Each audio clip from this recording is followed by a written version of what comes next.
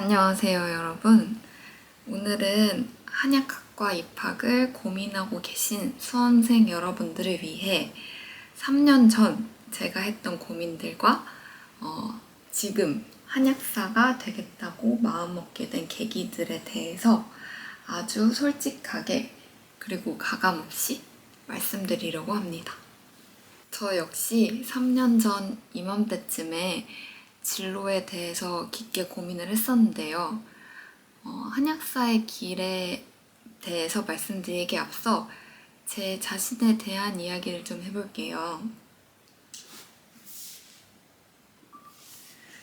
저는 외고를 졸업하고 제가 아주 가고 싶어 했었던 고려대학교 미디어학부를 입학했고 부모님께서도 저를 믿고 지원해 주셨기 때문에 저는 아마 좀 실패에 대해서 내성이 없었던 것 같아요.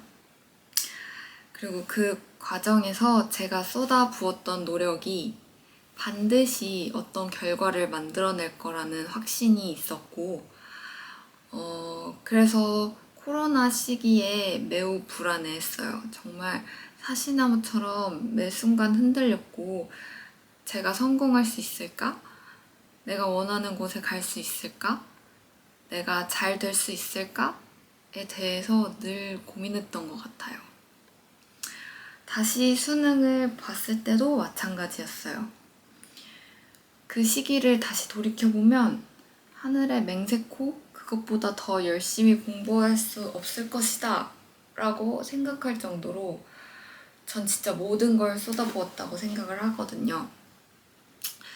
그래서 그때는 제가 반드시 목표했었던 치과대학에 갈 수 있을 거라고 믿고 공부를 했는데 근데 결과적으로 제게는 문턱이 참 높았고 그래서 한약학과에만 합격했었던 결과가 저한테는 일종의 실패처럼 느껴졌습니다.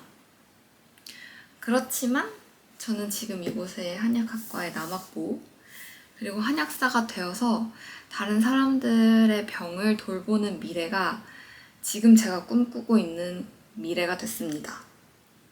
왜냐고요? 왜 그렇게 해냈냐고요? 네, 한약학과에 입학했을 때 입학할 때쯤 제가 했었던 고민은 크게 세 가지였어요. 첫 번째, 적성. 두 번째, 직업적 유망성. 그리고 세 번째, 주변 사람들의 시선. 첫 번째 고민거리였던 적성을 말씀드리자면 적성 면에서 중요한 건 한자를 공부할 마음가짐이 되어 있는가와 그리고 애매모호해 보이는 한약적인 이론을 버틸 수 있는 열린 마음이 필요합니다. 한약 공부를 하기 위해선 여러분들도 예상하셨다시피 한의학적 지식이 그런 이론적인 지식이 베이스가 됩니다. 학교 학제를 보면 제가 아직 3학년이라서 4학년은 잘 모르지만 제가 이제까지 배웠었던 것들을 바탕으로 말씀을 드리면 1학년 때는 한약학개론을 배우고요. 기초한문, 본초학개론, 기초생물학, 기초화학을 배웁니다. 그리고 2학년 때는 본초학, 유기화학, 인체생리학, 생략학, 한방생리병리학, 약품분석학, 호제학을 기본적으로 배웁니다. 3학년 때는 한약양리학, 방제학, 그 다음에 천연물화학, 그 다음에 약제학 이런 것들을 배워요. 지금 말씀드린 건 기초적인 것만 말씀드린 거고 전공 선택들을 더 추가로 저는 들었는데 어쨌든 네, 전공 선택들도 따로 있습니다. 그리고 4학년이 되면 약물학, 약사법규, 약전 등을 배웁니다. 저한테는 1학년이 버티기 참 힘든 시간들이었어요. 대부분 경험적인 과학에 익숙해서 면역적인 사고과정을 과학에 적용하기 힘들어해요. 유기체적 사고과정이라고도 말 수 있어요. 할 수 있어요. 기초한약학은 우리의 몸, 오장육부를 오행의 원리로 설명하고 그래서 이런 인체 생리병리적 현상을 좀 탑다운 방식으로 이론적으로 좀 살펴봅니다. 그래서 저는 이 시기에 편입 공부를 한다던가 좀 다른 곳으로 가고 싶어 하는 마음이 좀 컸어요. 한약은 믿음의 학문인가? 이런 생각을 하면서 거부감도 굉장히 컸었던 것 같아요. 근데 여러분 여기서 끊으시면 안 됩니다. 뒤에 생각이 바뀌어요. 2학년이 되면서 생략학과 본추학을 배우고 본격적으로 한약을 공부하기 시작합니다. 저는 이때부터 어쩌면 한약이 아주 뜬구름 잡는 소리는 아니겠다라고 생각하게 됩니다. 약재에서 검출되는 성분들을 배우고 그리고 그 구조적인 특성을 바탕으로 그 약재가 가지는 이론적인 효능들이 매칭이 되기 시작하거든요. 그리고 3학년이 되면서 한약이 이래서 효과가 있구나 하는 어떤 논리적인 연결고리를 발견하게 됩니다. 저는 그때 그런 생각을 했어요. 많은 사람들이, 그리고 저를 포함해서 잘 몰랐기 때문에 한약에 대한 접근성이 많이 떨어졌구나. 이런 생각들을 하게 됩니다. 3학년이 되면 천연물화학을 배우는데요. 여기서는 그 약재 들어있는 성분들의 구조, 유기라고 하는데 유기화학적인 구조를 배웁니다. 유기화학적인 구조들을 배우면서 거기서 그 특성에서 나오는 효능들을 배우고 그리고 분류할 수 있게 됩니다.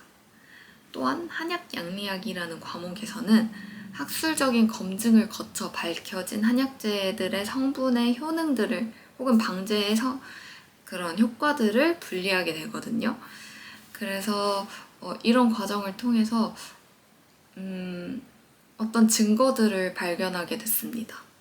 그리고 방제학을 배우면 처방에 들어있는 약재 구성을 보면서 이 약재들이 이렇게 조합이 돼서 이런 효능들을 가지게 됐구나.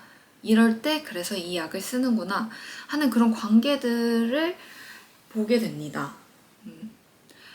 물론 아직 연구가 더 필요한 부분들이 많아요. 방대한 과거의 자료들을 검증해 나가는 데는 아직 시간이 많이 걸릴 것 같습니다. 그렇기에 저희가 할 일도 더 많다는 뜻이기도 하겠죠. 자, 두 번째 질문. 한약사는 유망한가? 에 대한 질문입니다. 이 부분에 대한 대답은 반반이라고 말씀드릴 수 있을 것 같아요.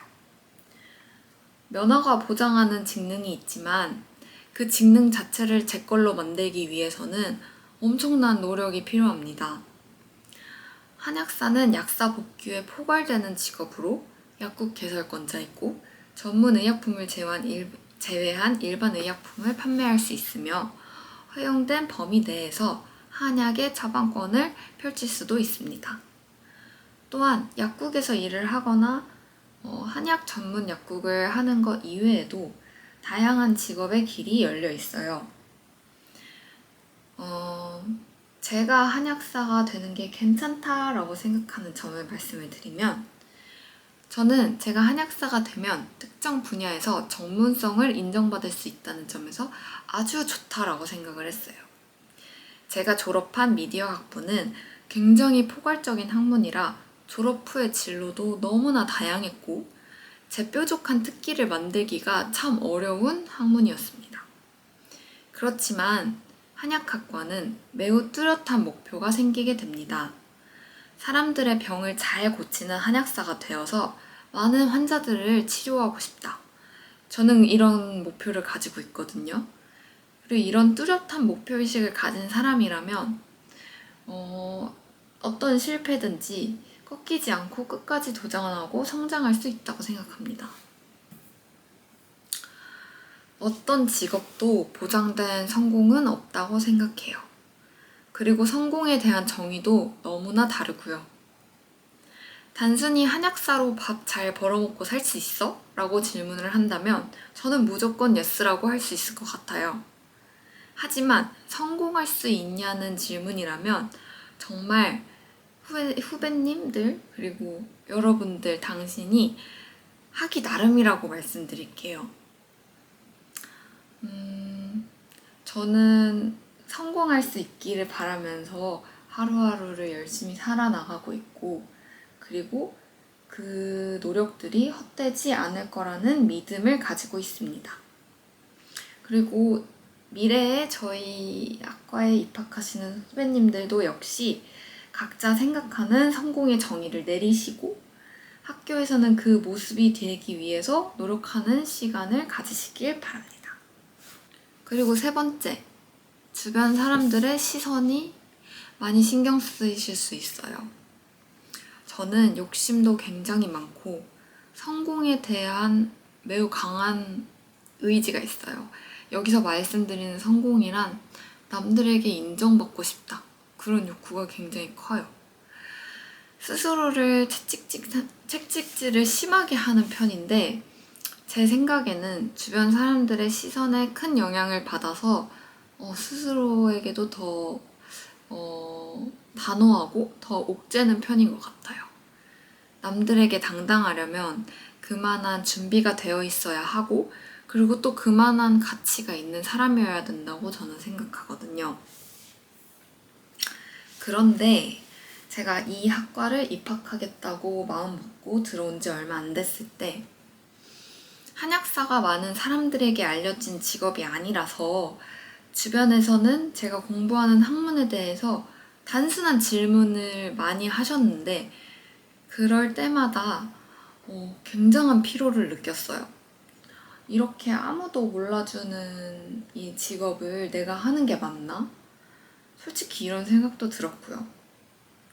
그렇지만 여러분, 진짜 몰라서 하는 질문이 잘못된 건 아니잖아요? 제가 여기 이과에 입학하고 나서 다양한 선배님들을 만나고 그리고 스스로 공부를 열심히 해 나가면서 더 당당하게 저의 직능을 이야기하고 또 제 미래에 대해서 이야기하게 됐습니다. 그러면서 깨달은 게 있어요.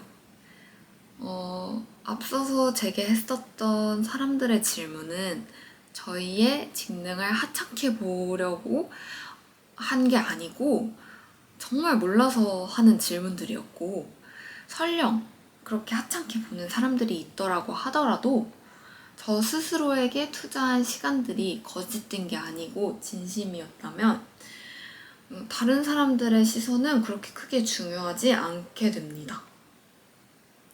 그리고 저희가 이제 메디컬 학문들 중에서 입결, 입학컷이라고 하죠? 혹은 등급 이런 거를 보고 그런 것들 때문에 다시 도전하고 싶고 다른 과를 가고 싶어 하시는 후배님들도 선배님들도 정말 많이 봤어요. 그런 분들이 당연히 있을 수 있고 그게 잘못된 건 아니라고 생각해요.